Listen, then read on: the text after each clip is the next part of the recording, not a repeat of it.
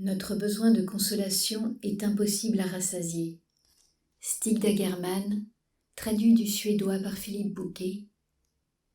Pour Domi.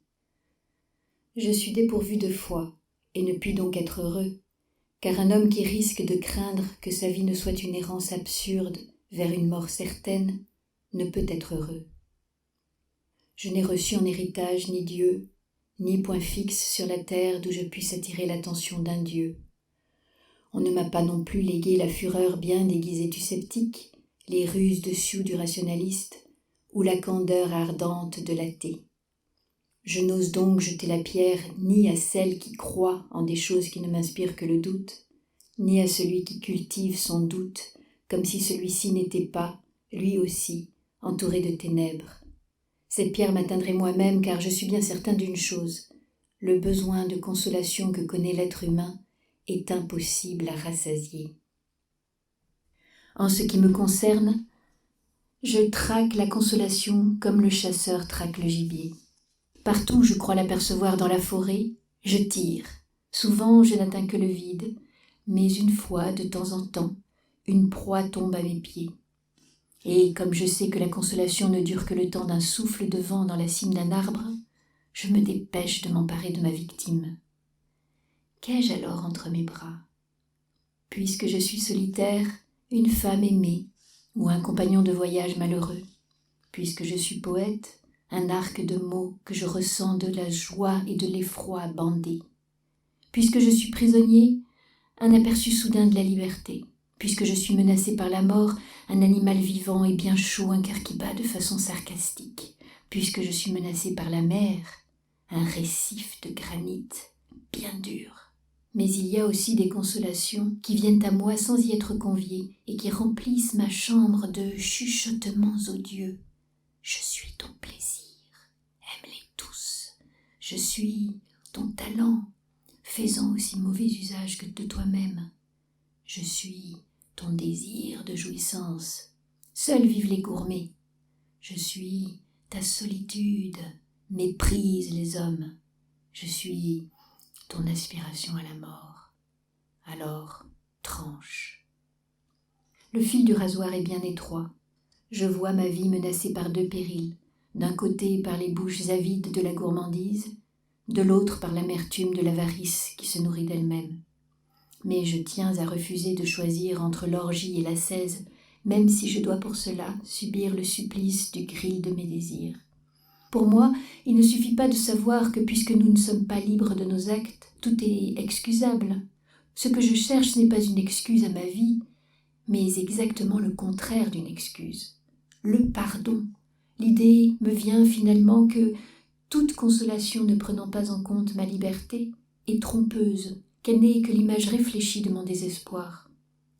En effet, lorsque mon désespoir me dit « Perds confiance, car chaque jour n'est qu'une trêve entre deux nuits », la fausse consolation me crie « Espère, car chaque nuit n'est qu'une trêve entre deux jours ».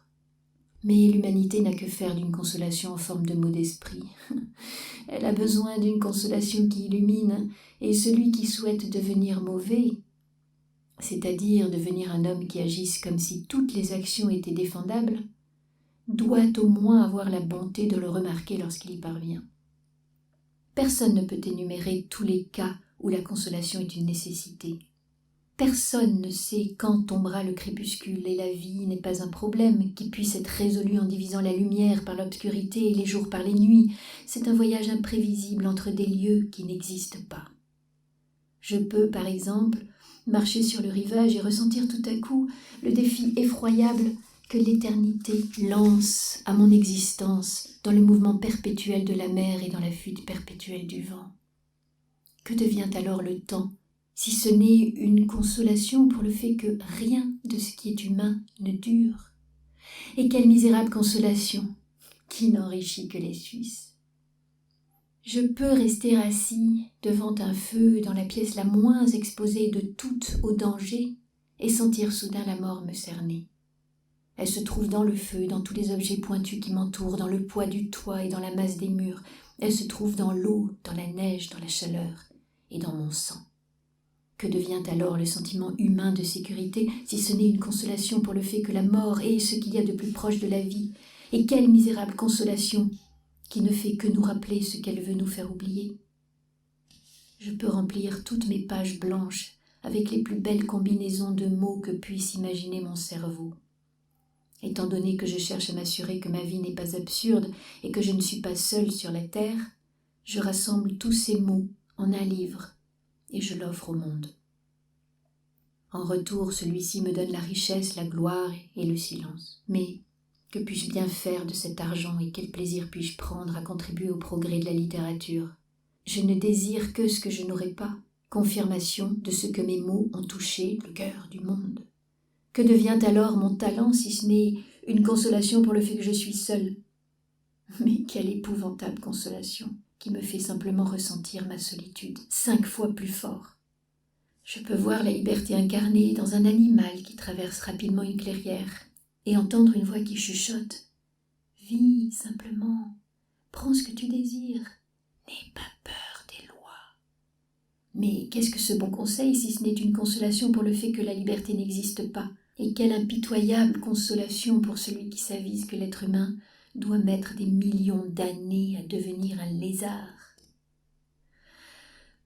Pour finir, je peux m'apercevoir que cette terre est une fosse commune dans laquelle le roi Salomon, Ophélie et Himmler reposent côte à côte. Je peux en conclure que le bourreau et la malheureuse jouissent de la même mort que le sage et que la mort peut nous faire l'effet d'une consolation pour une vie manquée. Mais quelle atroce consolation pour celui qui voudrait voir dans la vie une consolation pour la mort. Je ne possède pas de philosophie dans laquelle je puisse me mouvoir comme le poisson dans l'eau ou l'oiseau dans le ciel. Tout ce que je possède est un duel, et ce duel se livre à chaque minute de ma vie entre les fausses consolations qui ne font qu'accroître mon impuissance et rendre plus profond mon désespoir, et les vraies qui me mènent vers une libération temporaire. Je devrais peut-être dire la vraie, car à la vérité il n'existe pour moi qu'une seule consolation qui soit réelle, celle qui me dit que je suis un homme libre, un individu inviolable, un être souverain à l'intérieur de ses limites. Mais la liberté commence par l'esclavage et la souveraineté par la dépendance. Le signe le plus certain de ma servitude est ma peur de vivre. Le signe définitif de ma liberté est le fait que ma peur laisse la place à la joie tranquille de l'indépendance. On dirait que j'ai besoin de la dépendance pour pouvoir finalement connaître la consolation d'être un homme libre. Et c'est certainement vrai. À la lumière de mes actes, je m'aperçois que toute ma vie semble n'avoir eu pour but que de faire mon propre malheur. Ce qui devrait m'apporter la liberté m'apporte l'esclavage et des pierres en guise de pain. Les autres hommes ont d'autres maîtres. En ce qui me concerne, mon talent me rend esclave au point de ne pas oser l'employer, de peur de l'avoir perdu. De plus, je suis tellement l'esclave de mon nom que j'ose à peine écrire une ligne de peur de lui nuire. Et lorsque la dépression arrive finalement, je suis aussi son esclave. Mon plus grand désir est de la retenir, mon plus grand plaisir est de sentir que tout ce que je valais résidait dans ce que je crois avoir perdu, la capacité de créer de la beauté à partir de mon désespoir, de mon dégoût et de mes faiblesses. Avec une joie amère, je désire voir mes maisons tomber en ruines et me voir moi-même ensevelie sous la neige de l'oubli. Mais la dépression est une poupée russe et dans la dernière poupée se trouvent un couteau, une lame de rasoir, un poison, une eau profonde et un seau dans un grand trou. Je finis par devenir l'esclave de tous ces instruments de mort. Ils me suivent comme des chiens, à moins que le chien, ce ne soit moi. Et il me semble comprendre que le suicide est la seule preuve de la liberté humaine. Mais venant d'une direction que je ne soupçonne pas encore, voici que s'approche le miracle de la libération. Cela peut se produire sur le rivage, et la même éternité qui tout à l'heure suscitait mon effroi est maintenant le témoin de mon accession à la liberté. En quoi consiste donc ce miracle? Tout simplement dans la découverte soudaine que personne, aucune puissance, aucun être humain n'a le droit d'énoncer envers moi des exigences telles que mon désir de vivre vienne à s'étioler. Car si ce désir n'existe pas, qu'est-ce qui peut alors exister? Puisque je suis au bord de la mer, je peux apprendre de la mer. Personne n'a le droit d'exiger de la mer qu'elle porte tous les bateaux, ou du vent qu'il gonfle perpétuellement toutes les voiles. De même, personne n'a le droit d'exiger de moi que ma vie consiste à être prisonnier de certaines fonctions. Pour moi, ce n'est pas le devoir avant tout, mais la vie avant tout. Tout comme les autres hommes, je dois avoir droit à des moments où je puisse faire un pas de côté et sentir que je ne suis pas seulement une partie de cette masse que l'on appelle la population du globe, mais aussi une unité autonome. Et ce n'est qu'en un tel instant que je peux être libre vis-à-vis de tous les faits de la vie qui auparavant ont causé mon désespoir. Je peux reconnaître que la mer et le vent ne manqueront pas de me survivre, et que l'éternité se soucie peu de moi. Mais qui me demande de me soucier de l'éternité ? Ma vie n'est courte que si je la place sur le billot du temps. Les possibilités de ma vie ne sont limitées que si je compte le nombre de mots ou le nombre de livres auxquels j'aurai le temps de donner le jour avant de mourir. Mais qui me demande de compter ? Le temps n'est pas l'étalon qui convient à la vie. Au fond, le temps est un instrument de mesure sans valeur, car il n'atteint que les ouvrages avancés de ma vie. Mais tout ce qui m'arrive d'important, et tout ce qui donne à ma vie son merveilleux contenu, la rencontre avec un être aimé, une caresse sur la peau, une aide au moment critique, le spectacle du clair de lune, une promenade en mer à la voile, la joie que l'on donne à un enfant, le frisson devant la beauté, tout cela se déroule totalement en dehors du temps. Car peu importe que je rencontre la beauté l'espace d'une seconde ou l'espace de 100 ans.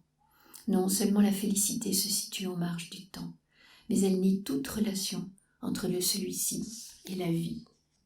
Je soulève donc de mes épaules le fardeau du temps, et par la même occasion celui des performances que l'on exige de moi. Ma vie n'est pas quelque chose que l'on doive mesurer. Ni le saut du cabri, ni le lever du soleil ne sont des performances.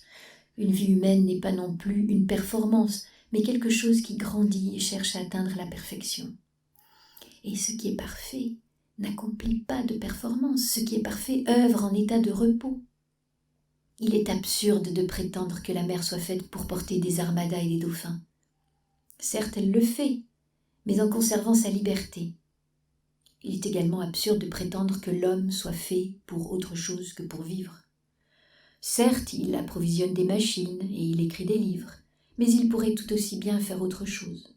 L'important est qu'il fasse ce qu'il fait en toute liberté et en pleine conscience de ce que, comme tout autre détail de la création, il est une fin en soi. Il repose en lui-même, comme une pierre sur le sable. Je peux même m'affranchir du pouvoir de la mort. Il est vrai que je ne peux me libérer de l'idée que la mort marche sur mes talons, et encore moins nier sa réalité. Mais je peux réduire à néant la menace qu'elle constitue en me dispensant d'accrocher ma vie à des points d'appui aussi précaires que le temps et la gloire. Par contre, il n'est pas en mon pouvoir de rester perpétuellement tourné vers la mer et de comparer sa liberté avec la mienne. Le moment arrivera où je devrai me retourner vers la terre et faire face aux organisateurs de l'oppression dont je suis victime. Ce que je serai alors contraint de reconnaître, c'est que l'homme a donné à sa vie des formes qui, au moins en apparence, sont plus fortes que lui. Même avec ma liberté toute récente, je ne puis les briser, je ne puis que soupirer sous leur poids. Par contre, parmi les exigences qui pèsent sur l'homme, je peux voir lesquelles sont absurdes et lesquelles sont inéluctables. Selon moi, une sorte de liberté est perdue pour toujours ou pour longtemps. C'est la liberté qui vient de la capacité de posséder son propre élément. Le poisson possède le sien, de même que l'oiseau et que l'animal terrestre. Thoreau avait encore la forêt de Walden, mais où est maintenant la forêt, où l'être humain puisse prouver qu'il est possible de vivre en liberté en dehors des formes figées de la société ? Je suis obligée de répondre « nulle part ». Si je veux vivre libre, il faut, pour l'instant, que je le fasse à l'intérieur de ces formes. Le monde est donc plus fort que moi. À son pouvoir, je n'ai rien à opposer que moi-même. Mais d'un autre côté, c'est considérable. Car, tant que je ne me laisse pas écraser par le nombre, je suis moi aussi une puissance.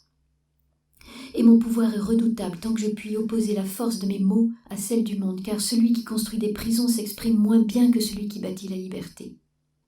Mais ma puissance ne connaîtra plus de bornes le jour où je n'aurai plus que mon silence pour défendre mon inviolabilité, car aucune hache ne peut avoir de prise sur le silence vivant.